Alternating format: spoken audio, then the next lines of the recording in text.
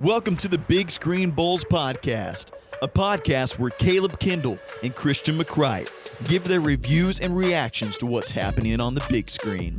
They talk about films, TV series, and other forms of media entertainment. Episodes are released every Monday. Be sure to subscribe on your favorite podcast listening platform. Be sure to follow the show's Instagram page at Big Screen Bols Podcast, where new hints and updates will be released about future episodes.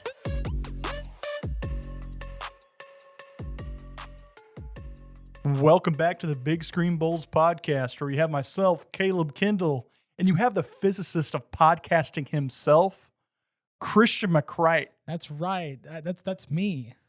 Welcome back to the podcast, everybody. We are audio only today because we have realized that we are way too ugly to be on camera. Yep. So I even wore a suit to think it would make it better. It didn't. It didn't. So we just decided to turn it off. Sorry, No, guys. we got a remodel going on here in our office, so we had to go without that, or you're going to see a bunch of paint and us really, really high on sniffing it. So Yeah. Yeah. Exactly. bringing back the donkey cheese, man. The donkey cheese. Or the oh shoot, what was it called from South Park? Oh, shoot. Integrity. No, not the weed. Oh. It was called cheesin' or something like that, where they like have like a cat. Oh, like, they'd sniff cat yeah, urine or something it's like so that. nasty. Yeah. But anyways, from what But for the donkey cheese deal, we said that we were going to make our own marijuana line just as a joking deal, and we said we're going to name it Donkey Cheese. To this day, my in-laws are still talking about it. So, so look out for that in the future, I guess. Keep that on your tab. So add this to my shopping list. set a reminder on my calendar. Next year is donkey cheese real thing now. If you haven't noticed by what he called me at the beginning, or if you haven't read the title of this video clearly, we are going to be talking about Oppenheimer. We're a little late to the party, and that's okay. And Because hopefully that gave you guys the initiative to go watch it. yes, and if you haven't seen it by this point, you should go watch it. And for the sake of that, if you haven't seen it, we're going to have some spoilers later in this video, but they're not going to be super heavy, and we're not going to get super into detail because there's a lot that happens in this 3-hour-long movie. And if we really took all the time that we needed to talk about this movie, it might be an hour to 2 hours long. Yeah. We pull up Ben Shapiro talking about the Barbie movie, like spend more time talking about the movie than the movie actually was running for. Yeah. That's right. But anyways, going into some spoiler-free aspects, I'm going to go ahead and start off with this is a fantastic movie. Oh my gosh. So good. So good. I hate to sound like a broken record because both of us are going to say this is an amazing movie. But sweet Jesus, this was a really good movie. And sweet he is, Kindle. Sweet he is. It is absolutely a movie that is worth watching, even if you're not super big into like historical stuff. Because there's so many things in here that it's not just seeing how Oppenheimer like built the bomb. Like, yeah, that's a big portion of it, but it opens the door for so many different facets into life. And I think that one of those is we live in a scary world. Yep. And to be confronted with the fact that these things are absolutely devastating is just unreal. Because, I mean, we as America, we have not endured something like that. We have dished it out, but we have not endured it. And so to that, we're more like outsiders looking in, or it could be the reverse of that. We're actually the insiders, and we're looking outside, and we're like, oh, it looks kind of bad out there, but it's nice inside the home. So for all the troubles that this country has, and I still believe we are the greatest country to ever walk the earth, we are not an exception to the terrors of reality. Yeah. I think this movie does a great job as well, too, of inviting you into the politics of the time. Yeah. And again, that's going to sound really, really boring to a lot of people. But truly, believe me when I tell you this, It is not boring in the slightest. And they do it so well of just keeping the flow of the things going. But like, It's super engaging. with just some of his past, with some of Dr. Oppenheimer's past, a few other things as well too. Like they all come back at him to try to bring him down. He was trying to create the most dangerous weapon in human history at the time. Yeah. And then you get to hear like all of his objectors in the background, like, no, let's do the hydrogen bomb first. And it's like, well, we need something faster than that. We can't go ahead and split hydrogen atoms like that just yet. Like we don't have that technology there just yet. Yeah, and it just like there's a lot of science in this movie, and I'm glad it didn't go like too heavily into the science. Yep. Like it said a lot of things that were, of course, over our heads, but it tried to keep it simple enough where you could understand what was going on Yep. and what they needed and what they tried to accomplish. And it switches perspectives between Oppenheimer's like past and his future. So, but it's definitely, it's almost hard to explain. Honestly, like this movie is honestly a little bit more difficult to explain because it's more of an experience Yep. than it is anything else. In my opinion, and I might be a little rash on this, but you know, I've seen it and I've had time to sit down and think about it and sink myself into it. This might be my favorite Christopher Nolan film. Yeah. And this is including The Dark Knight. Yeah, so we got Dark Knight, Interstellar was one of his other ones. I mean, he did all the Tenet. other, yeah, Tenet, But Inception. a really, really good, an amazing director, and it shows out in this movie as well too. But I don't know if I agree with you 100% on best Christopher Nolan, but this is my movie of 2023. Yeah. For sure. I love The Dark Knight, and The Dark Knight's a great film, like especially for like a Batman film. But actually, The Dark Knight's not my favorite Christopher Nolan film, like contended with this. It's actually Inception. Yeah. You know, Inception for me is just something that was almost unreal. Yep. And it brought those concepts into that. But this movie, it gets really real. Like this is real stuff. Yeah. Like a lot of his movies, he's dealt with fantasy and fiction, or maybe things that are just based on slightly true events.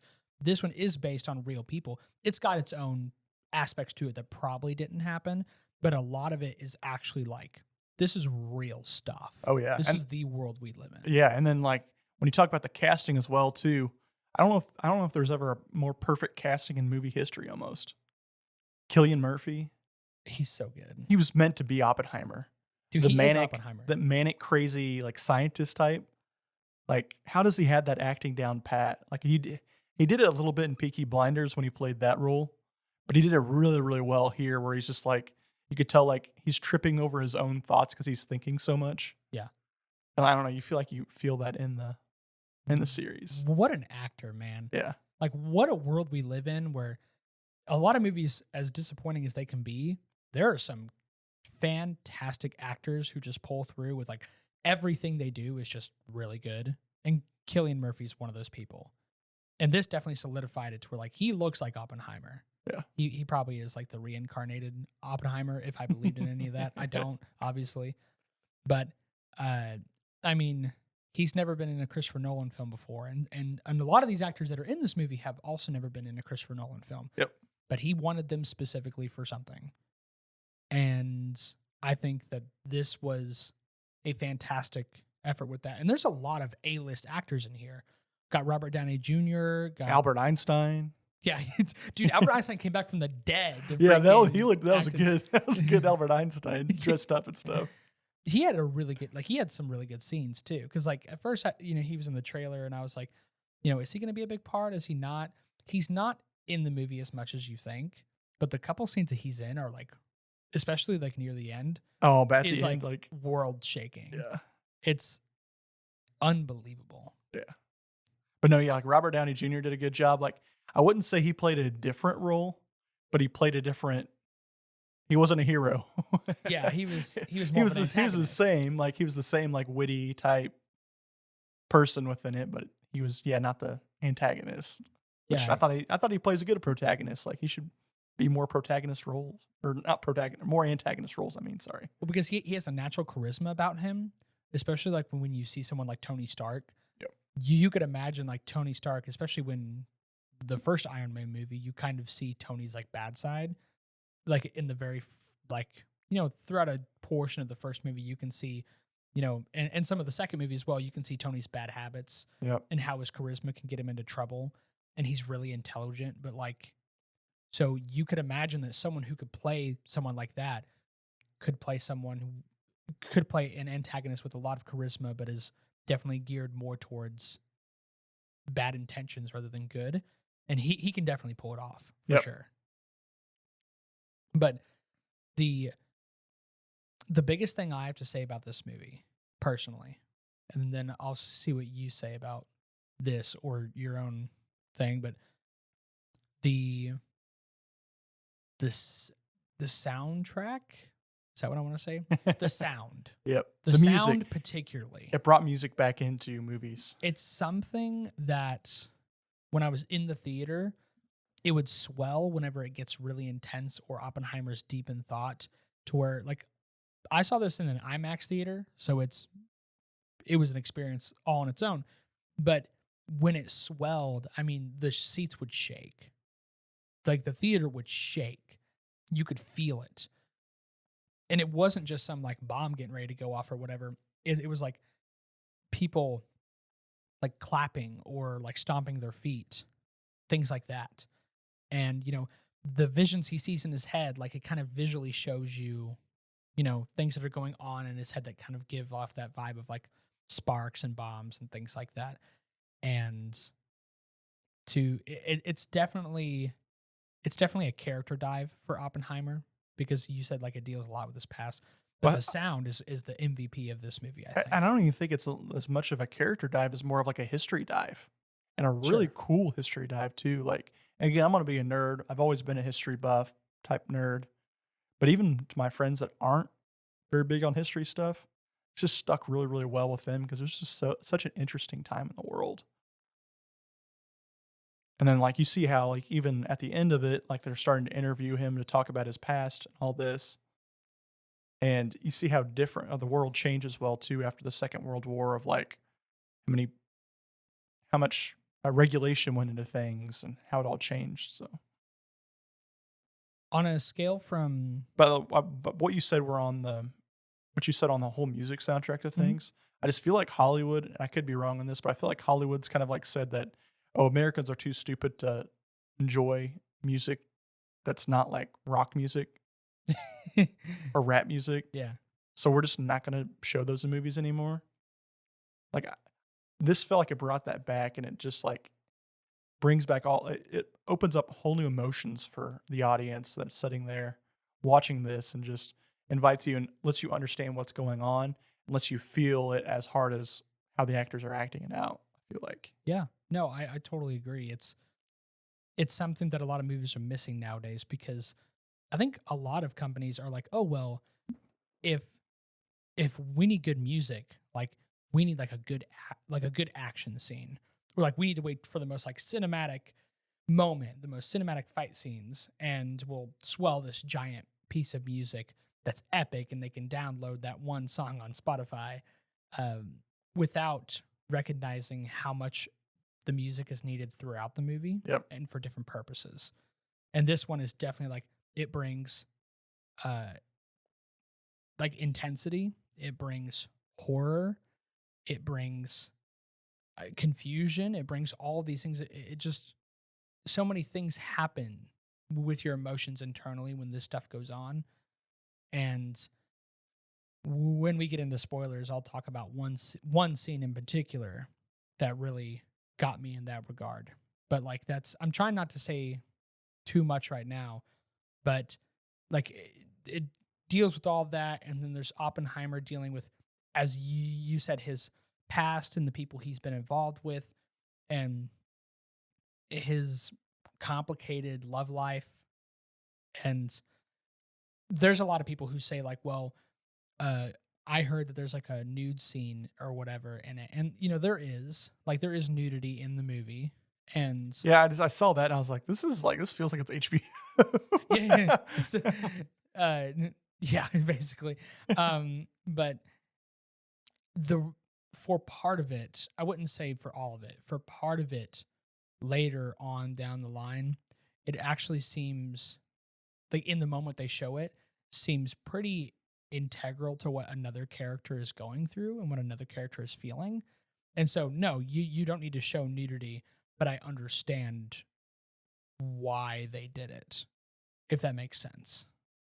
Yeah, I don't know if I understand that they needed to do a sex scene at that time. No, I think that was like they needed to do that, but at the end of the day, like, um, I don't know if it needed to show the nudity at all. Right, Again, yeah. it's but at the same time, this is a very, very, very adult film. Yeah. Just because of how much it makes you think and Yeah. try to interact. So Yeah. I'm not gonna fuss too much about it. We're big Game of Thrones nerds, so if Yeah, that was gonna it's- scare us off, it would have scared us off a long time ago. Yeah, exactly. It doesn't show, like in that scene that we're referring to, Yep. it doesn't show too much in that particular one, but they definitely could have shown less, or they could have shown a different angle to where it wouldn't show as much because you kind of get what's going on. Yeah. So it's one of those things where it's like, I don't agree with the decision you chose and how to show this, but I understand what you were trying to tell me. Yep. And it's not like throwing it in your face the whole time. Like there's two it's like scenes two possibly. scenes in particular.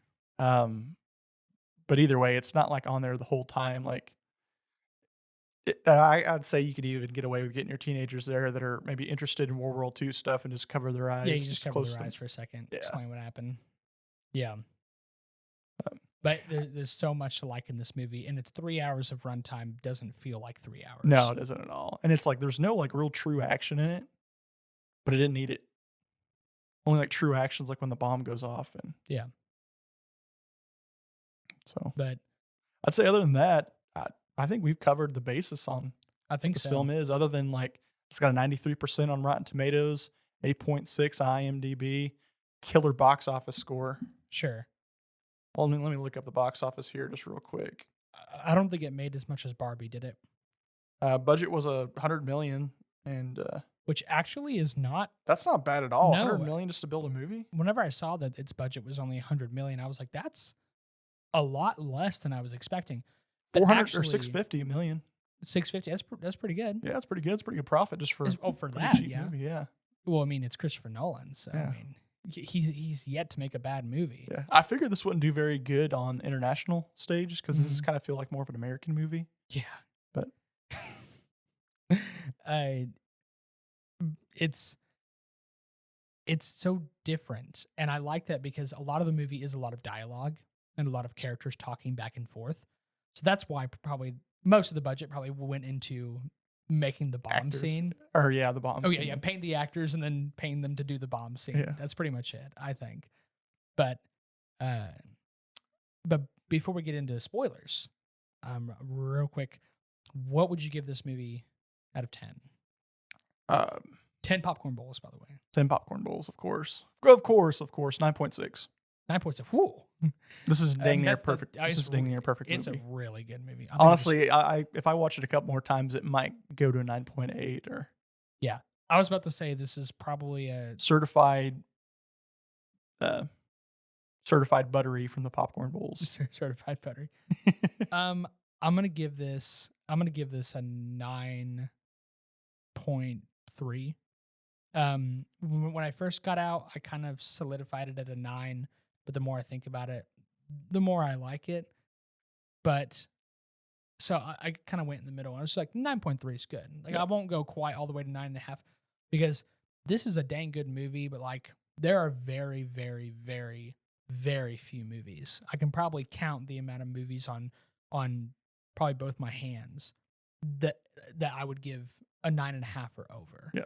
And this is a contender for one of those, but it's not one of those.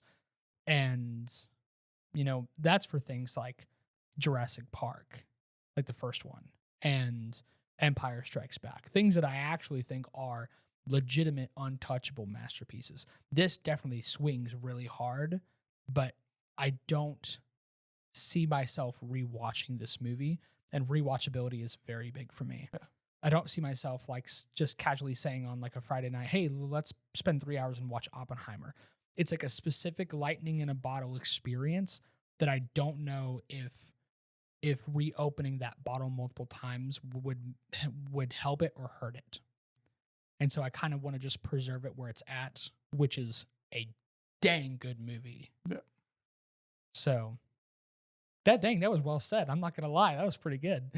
I think this is almost a history flick. Like, honestly, if my kids ever one day ask about what was World War II about and what was the Manhattan Project like let's just watch this movie together. Other than 2 scenes in this movie. Which, again, they're going to blur that out for streaming release. I guarantee that. Yeah. Probably don't show it in schools. Do it. Wink, wink, coach. You can show portions of it for sure. Yeah. Like portions of it that are really important for history wise, I think, for sure. Yeah. But going into spoiler territories, is there anything that you particularly had on your mind that you wanted to? Yep, this is officially spoiler time, ladies and gents. I thought it was crazy that they brought in Oppenheimer to talk to the president. Yeah. And the president's basically like, quit being a pussy. Yeah. Yeah, he was like, "You cry, baby." Yeah, he's like, Truman's basically just like, remember, I was the one that pushed the button at the end of the day. That's who they'll remember that did this. Yeah. Not you. Yeah. Congratulations, you just saved you saved millions of Americans' lives. Thank you. Get out of my office. Never come back. Yeah, that was so strange. That was one of the strangest scenes in the movie, I think. I thought it was kind of neat because, like, again, it was neat. He's like, you like, again, the president's like, you're talking to me about stress, doing this and creating this and stuff like that. I did this just as much as you did. Yeah. And you're going to preach to me about how bad you feel for doing all this. Like, yeah. Okay. I don't know. For those of you who are listening to this podcast, who obviously can't see us and we can't see you, raise your hand if you remember Harry S. Truman as the guy who dropped the bomb. Put your hands down because you're lying. Nobody remembered. Nobody. I've never once, not once in my life, going through elementary, high school, and multiple history classes, college history classes, because history was my minor in college. Never once did anybody talk about Harry S. Truman and that bomb in the same sentence or the same context. Honestly, I did. Like, again, the only thing I know about Put your hand down, Kindle, you're lying. The only thing about Harry S. Truman is he's a Missouri guy like us. Yeah, and he is a Missouri guy. He was the one that pushed the button on the nuke. That's the only thing they remember him for. See, I never remembered or like of him specifically because all I've ever associated that bomb with was Oppenheimer. And I think rightfully so. Because yes, Harry S. Truman's the one who dropped it. But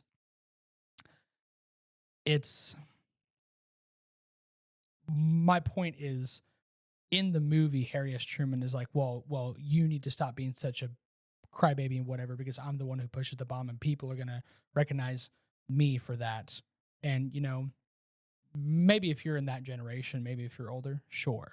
But I think most of our audience who listens to us, probably not. They tried to give Oppenheimer, like, I think that at the time they were trying, what made it so bad was, again, at the end of it as well, too, when he's going to, like, war trial, basically. Yeah. For being for giving information to the Soviets, which he didn't give the information to the Soviets, but right. Basically, that's the only time where it really got into him, where it's like, oh, the guy that made the nuke just gave the same exact technology to the communists, and the communists were worse than Satan back in the 1950s. The communists were basically worse than just about anybody they've come up to at that point. So, because, it's usually one thing right after another. He was worse than Russell Wilson's last season. Dude, got him, bro. That's good. Dude, pen that. That's great. Put that on a plaque. Put it up here. And we'll have it back here whenever we get the video back up. That's good. That's gonna kill me. I lost my train of thought with that one.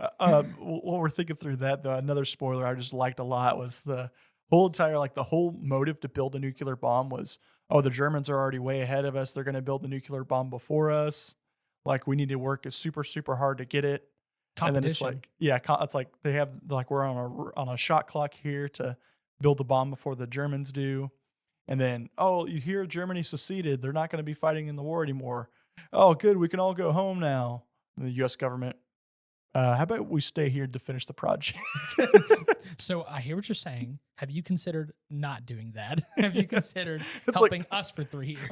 I thought it's like everybody's like I thought we were doing this to like be a defense mechanism against the Germans. It's like no, you already sure about that? You sure about that? you already told us you could do it. There's no sending you back home yet. We want the weapon. Yeah. Give us the weapon. Oh yeah. But I mean, like they do make a point in the movie, and even Oppenheimer himself admits it. He said that we don't know what we're capable of, like with this bomb, but probably better us than somebody else. Yep. And I agree with that. I agreed with that. I'm like, if you're gonna make one, which is first of all terrifying, but if you were to do it, it would definitely be more trustworthy in our hands rather than Germany or Russia, for sure. Or the Japanese, yeah. Yeah. But and that's it's so heavy. The one spoiler scene I really wanted to talk about in particular is after the bomb had been launched. Oppenheimer, he hears it on the radio that it's been done, right? And so then he's brought to this courthouse kind of building. I don't want to say courthouse because it looks like a old basketball court of some kind. And it's got those wooden seats and whatnot, those elongated wooden seats. And he's walking in and people are clapping and cheering, like out the wazoo. Yeah. And he doesn't know exactly how to react to it. He's walking through and he's hearing all this and he goes up to the podium because all these people want him to say something in particular. And he gets up to this podium. He looks at the crowd. They're all waving their flags, cheering and clapping. That, and he almost doesn't know how to process it. And there's something you can see the internal conflict within him. And when the crowd is stomping their feet, it swells louder and louder, shaking the seats in the theater. And all of a sudden, like, eventually it just goes silent. And then it goes back and forth between the sound coming back on and not. But he's trying to figure out what to say to the crowd. And he starts off kind of carefully. And he says, I don't know, what the repercussions are going to be. And he tries to find something to say. He's like, I guess I have to get the crowd into something. But I guess the Japanese didn't like it, and the crowd goes nuts. Yeah. And as the crowd goes nuts, it goes silent and there's like a flash, kind of simulates like a bomb. And he sees like the skin peel off of this girl's face. Then he looks down when he hears a crackle and he hears, or he looks down and sees his foot inside of like a broken, charred corpse. Yep. And that's horrifying. That to me was like super powerful. And it's like a visual representation of how he's feeling, that like, I just did this to thousands of people. Yeah. And it got worse because people kept dying days after. And I just couldn't imagine. Well, yeah, like nobody even thought about the radiation aspect of it yet, even like after like the decaying of material and stuff after this was all said and done. It was devastating. Absolutely devastating. Yeah. I'd say there's only one other spoiler I was going to talk about, but I can't talk about it because I'm going to make everybody watch this to go through it. But you can talk about it if you'd like to as well. And you know what I'm talking about. Well, ending scene with I guess we'll go ahead and let's go ahead say what happened. Yeah. It's all you. I did 2 spoilers. You get 2 spoilers. Yeah. So this is the ending scene of this movie. So super spoiler. Strauss is obsessed with finding out what Oppenheimer and Albert Einstein's conversation was. Yep. And he predicates his whole motive based on that, actually. That and other things of him being embarrassed and whatnot. But he basically thinks Oppenheimer's out to embarrass him, and he couldn't handle the embarrassment, so he wanted revenge. So he saw Oppenheimer near like a pond or something like that. And Oppenheimer said he already knew him. So Strauss went to go, go with him to see him. Well, Oppenheimer got there first, obviously, and they start talking. And Strauss says hi to Albert Einstein, who, when he walks by, looks completely dead, lifeless, like just nothing. Doesn't even acknowledge him, doesn't even acknowledge the world, basically. And it turns out in that conversation, when Oppenheimer basically said, all these calculations that we were figuring out for this bomb that we talked about, and we said, this could be the end of the world. And he's like, yeah. And he goes, it's already done. He's like, we already did it. Like, this is the end of the world. And you can just see the color drain from his face. And that scene is so powerful because it reminds us of the world we live in. Such a fragile glass sphere we live in, that at any moment or instant or time, that glass sphere can be shattered. Yeah. And that's such a scary thought. Haunting, basically. Yeah. I was being a little different with it as well too, other than that spoiler where like Albert had like said to him like, yeah, it's your time to be in physics now. Like this is your time to shine and stuff. Again, they're going to curse you for your invention, and then the same exact people are going to give you a medal and awards for all of it as well too. Yep. And all of it happens, and he's just having to sit there Every like, bit of it. like he was right. Einstein was right about all this. Yep.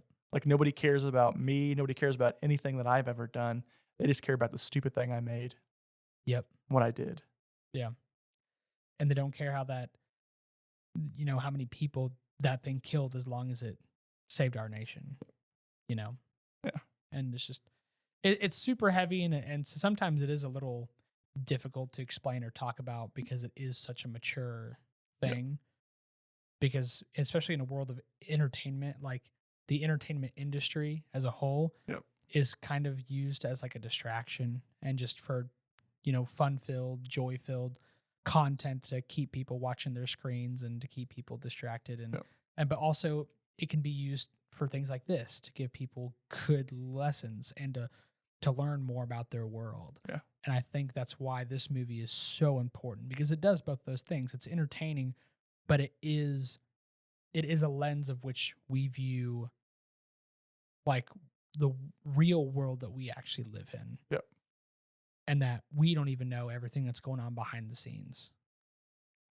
So, yeah, 100%. But yeah, this is a great movie to watch, a great movie to learn more about politics of the time, understanding the corruptness of humanity, the corruptness even in the United States as well too.